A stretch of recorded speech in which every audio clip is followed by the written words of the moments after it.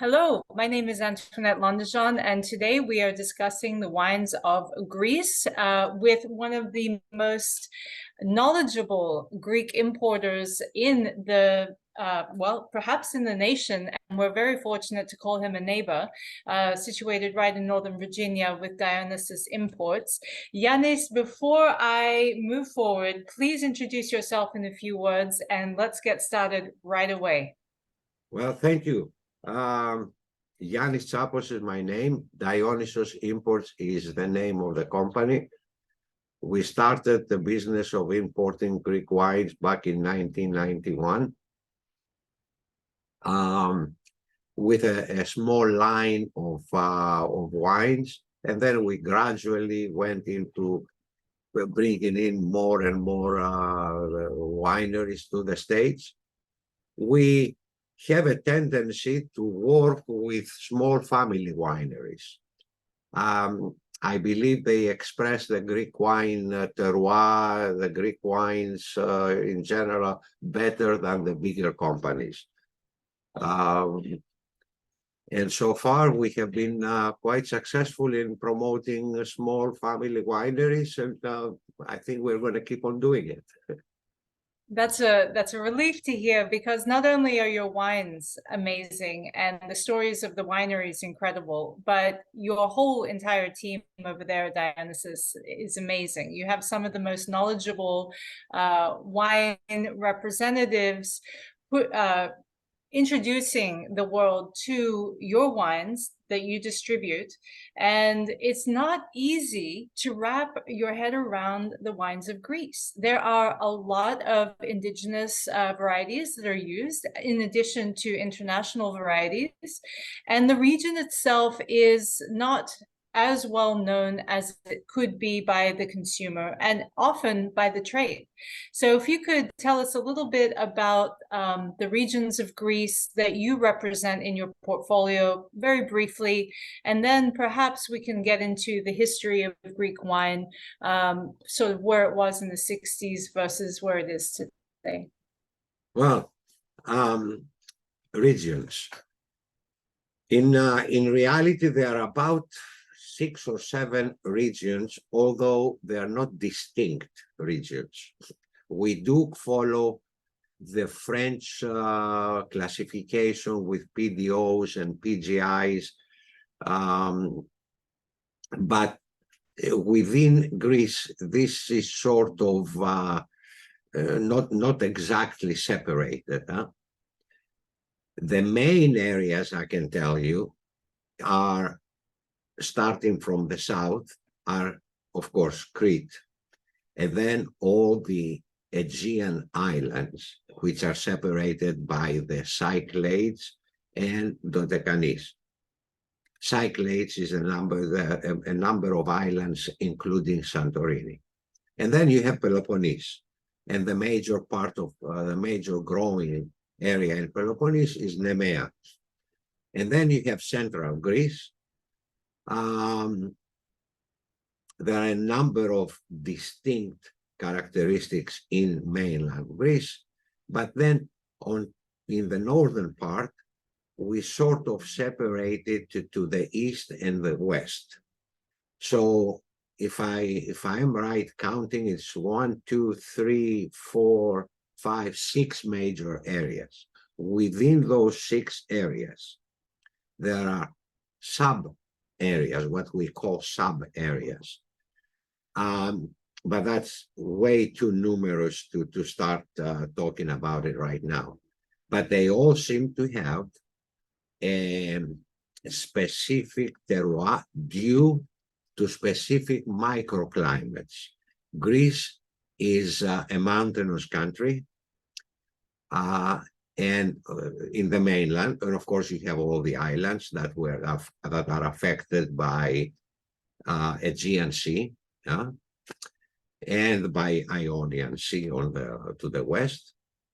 So all these mountains and valleys and the pattern of the winds that usually comes from the north creates a microclimate where on the north side of a mountain, let's say, there are vineyards and terroir that is completely different than the south side of the mountain, because the mountain itself serves as a barrier, and that separates both the varieties, the terroir, the climate, everything changes. Huh? What was the second part of the question? So, curious about the history of Greek winemaking without going back 5,000 years, but you're welcome to, but also to give an idea of how Greek wine industry has developed from the 60s to today. Okay, well, let's start from the ancient times. Well, in the ancient times, the wine was more of the normal everyday thing of the ancient Greeks' life. But then the history of Greece has to do with the changes to the Byzantine Empire, where things changed completely. And then it was the Ottoman Empire that sort of put a dump in all new efforts of creating grapes and wine and this and that, and be part of the European change of winemaking. And after that, we had, unfortunately, 2 or 3 or 4 wars in Greece that happened. So the history of Greek wine, even though it's way old, is really very young, about 80 to 90 years. And that's from the 1960s on. And what happened then, the Greek winemakers were forced to create quality products in order to have part of the market, of the European market, the American market, the Australian market, and so on. They were forced. They were forced to learn, they were forced to study. And what happened, the young people, the sons and daughters of the winemakers, went to school and got a formal education. And then when they came back to Greece, they applied the formal education to their dads and their granddads' vines.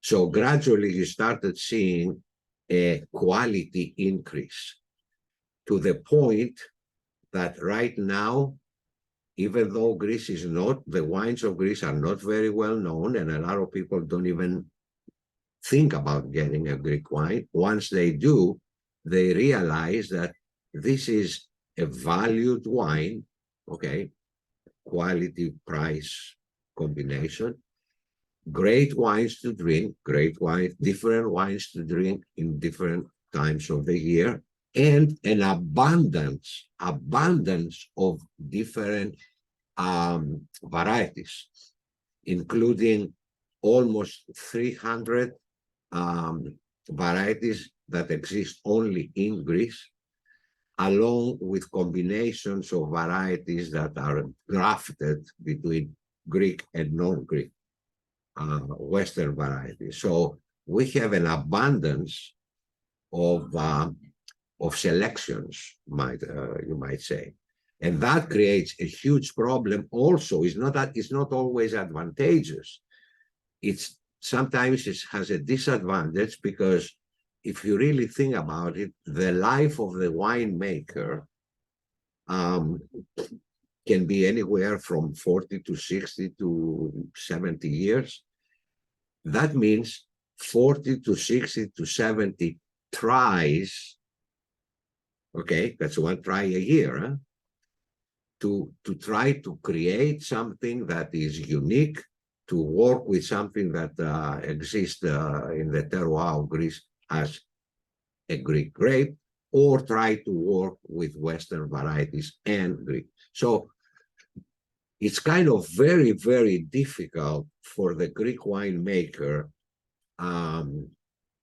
to keep on producing, but they do keep on producing. They come up with different varieties, they come up with different wines, and always the quality in mind, because Greece cannot compete in the European and the United States, Canada market, the Western world, if they don't have quality, because the quantity is extremely small.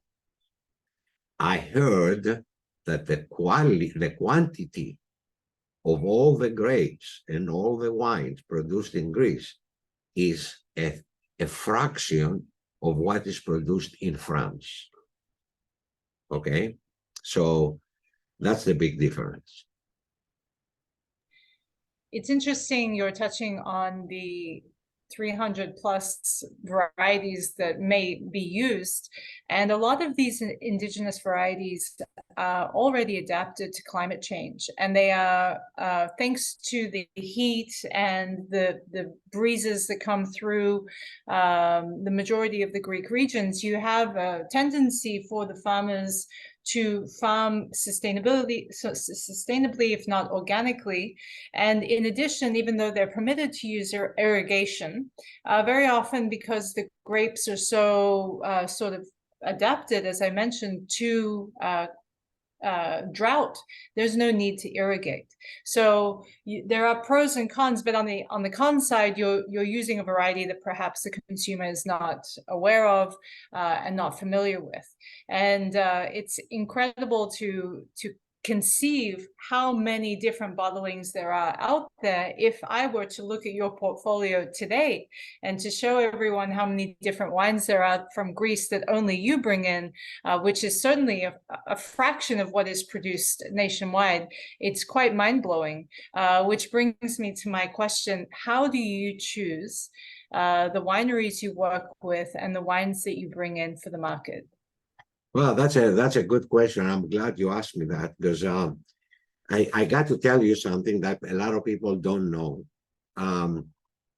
By schooling, I'm a computer software engineer. I got into the business of wine simply because I like the wine, and simply because a friend of mine got me in the business. So because I never went to school to learn the winemaking, the wines, I have a tendency to look at things in a sort of a different perspective, other than what sommeliers and people in the industry see things. So when I decided to get into the importation of Greek wines, I and my team started traveling from winery to winery, looking at products that could be of interest to the American palate, but at the same time, all the time, we looked at the wine from the common sense point of view, meaning, okay, we don't want to be an expert. We don't want to be shown to the market that we are experts, but we have to act as experts. So we put our common sense and see, does this wine make sense to bring to the States? Does it have a value? Would I, as a consumer, buy this product and keep on buying it? Would there be enough wine to bring in the United States? Are we doing something right, or are we doing it just for the marketing and the sales point of view? Do we bring something new to the United States? Because after all, why should I bring 10 more Chardonnays from Greece if there are thousands in the United States? And if I am to bring some Chardonnays, example, I better bring something that is unique, that it has a style of its own, that has a good price point, something that I can pick. The same with Cabernet, the same with Sauvignon Blanc, So our idea when we travel to Greece and try to choose wines is find something of value and find something that is a little different than anybody else and something that we can be proud of. So I believe that all of our Greek wines, once we put it in front of a customer that has absolutely no idea what they're drinking, I tell them, taste the wine first. And if you like it, I'll tell you all about where it comes from. I'll tell you all about the production. I'll tell you all about the country, but taste it to see if you like it first. Because people, the majority of the wine consumers, they know and they expect to taste some Sauvignon Blanc, some Chardonnay, some Cabernet, some whatever. Different tastes are hard to be understood and hard to get to know and like. But once they have a taste of it, then they will be open to suggestions. The unfortunate thing about the Greek wine industry is that we have no marketing behind us. The country does not help with marketing. The marketing is very little. And basically all the marketing we importers do is go out there and taste the wines to people and make them understand what it is and see if people are open to the Greek wines. Simple as that. Well, it's natural for consumers to taste something a variety they've never had before and try to draw parallels. And as with trade, very often we might taste a Chardonnay from South Africa that's very well made, as an example, and draw a parallel to Burgundy. The main parallel I find with Greek wines is that the parallel is minerality, balanced acidity, and terroir. Yes. And so in every Greek wine, there is a very clear identity of where it comes from, and that the characteristics of the fruit, the flavor, sure, but this is really what you're looking for when you're drinking and tasting Greek wine. And it's like meeting a new person every time you open a bottle that you're not familiar with. And we're very, very happy with every bottle that we've had from Dionysos and all of the Greek wines that you carry. Yes. Well, thank you for bringing them in. The last thing I'd like to sort of bring into light are the size of the typical sizes of the vineyards and the as mentioned, the production levels are quite small in Greece, and so the land holding shares are also quite small, if I'm not incorrect here. So could you explain to us how that works? Do the smaller grape growers tend to sell to larger producers? Do they sell to cooperatives? Are cooperatives common in Greece? Are they beneficial also to the region? Or do you find that the producers are very happy to simply make small production wines and move through on their own? Well, that's a good question. Well, obviously there is, I can tell you there are about 20 to 30% of growers that are forced to sell their grapes to either cooperatives or bigger companies. That's because they don't have the financial means to start putting together a winery with all the expenses, of course, and try to bottle it and try to market it. Now, the ones they went that way, meaning create their own winery and pursue their dreams as winemakers, they always start from a base, and their base can be small parcels of land that they have purchase, acquire, or small parcels of land that they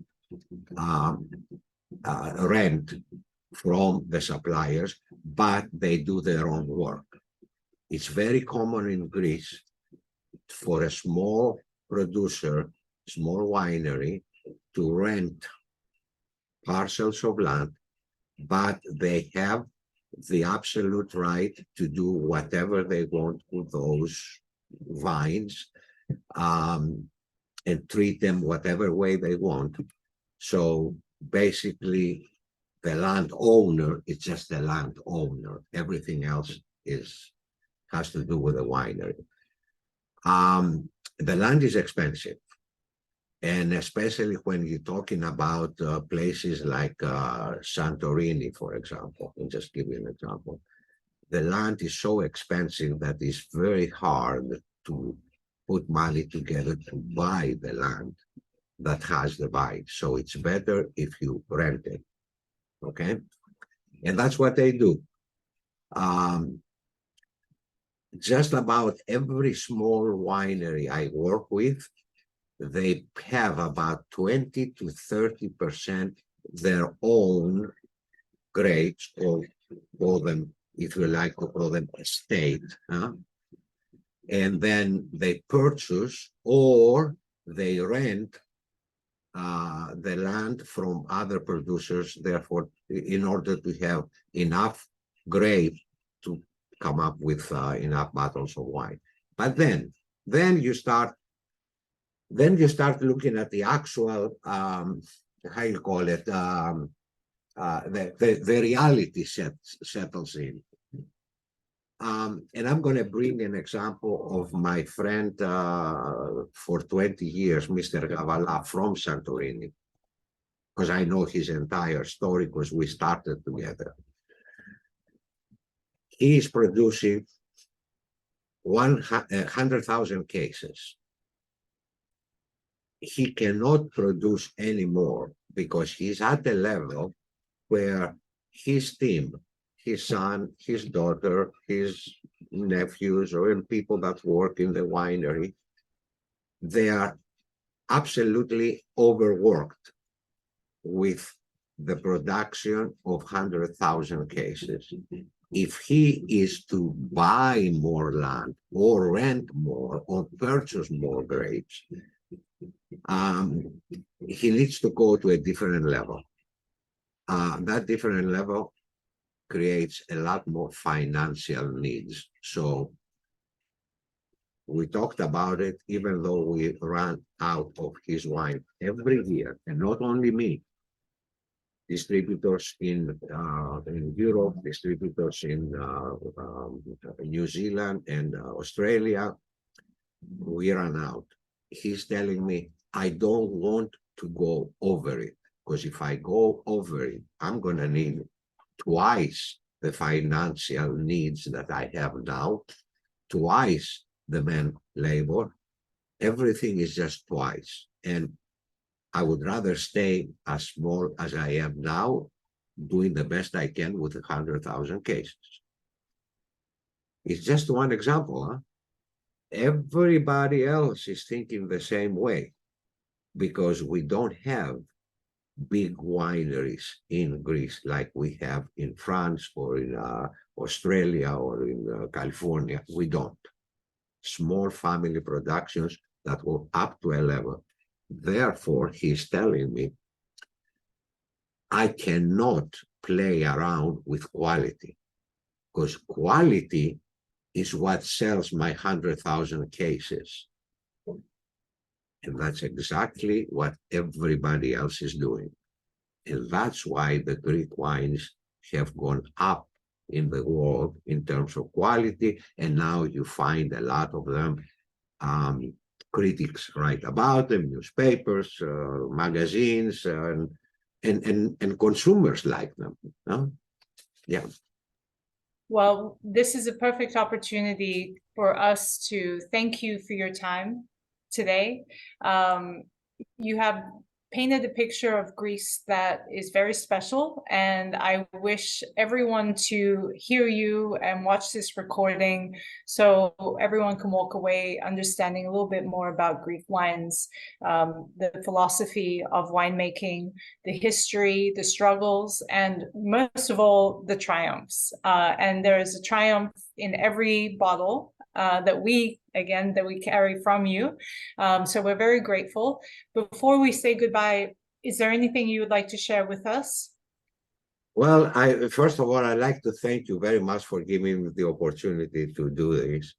And I'm very glad that you're standing behind Greek wines. And all I can say is that we'll keep on trying. We go to Greece every year. We keep on trying to find new products to bring in, although the quantity is not that much, but at least we can bring it in and have the people taste the new products. Every year there's new products. There's a lot of risk for us when we bring in new products, but we do it for the love of wine and for the love of having customers being satisfied. Okay. Excellent. Thank you again, Yanni. Thank you so much. Very welcome. Very welcome. Thank you.